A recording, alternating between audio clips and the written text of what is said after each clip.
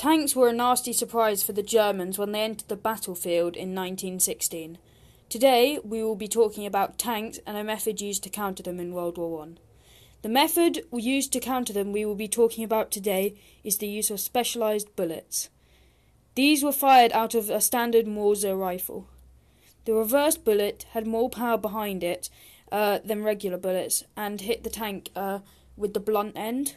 By doing this, it transferred more of the kinetic energy into the armour and would bend it.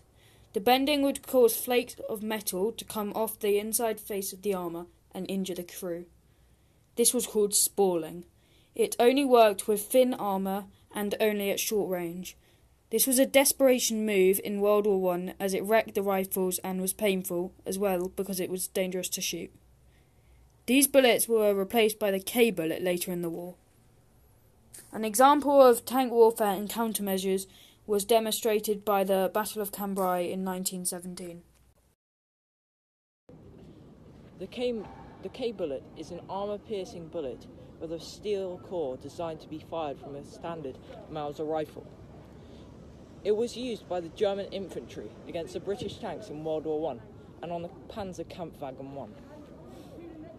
On average, the K bullet had 1 out of 3 chance to pierce armour on the tanks that was 12 to 13 millimetres thick at a range of up to 100 metres.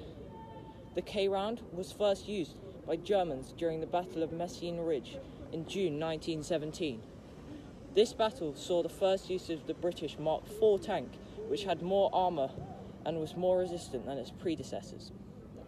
According to Lieutenant Montague Cleve, during a battle in 1916 in World War I, the tanks were so powerful that they had a complete walkthrough, which showed that earlier versions of the K bullet, like the reverse round, were not as effective as their newer versions.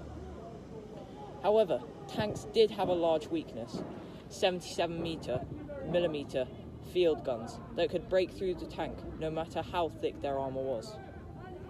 During the Battle of the Somme in 1916, there were about a third of British tanks that made it to the front line of the German trenches. This was a significant success considering the novelty of this new technology. The tanks were armed with 2 mounted machine guns and 1 artillery gun and could hold 10 crew members. On the 16th of October 1918, Edward Heron Allen, a witness of the tank's power, described them as being really a fearsome sight. He said that they crawled up the slope that they were supposed to be climbing over the trenches, and that they did this without a moment's pause or hesitation. One of the reasons why harsh terrain was so easy for the tanks to manoeuvre was because of the huge 8-metre-long caterpillar tracks that allowed the tank to swiftly turn around at their top speed of around 4 miles per hour.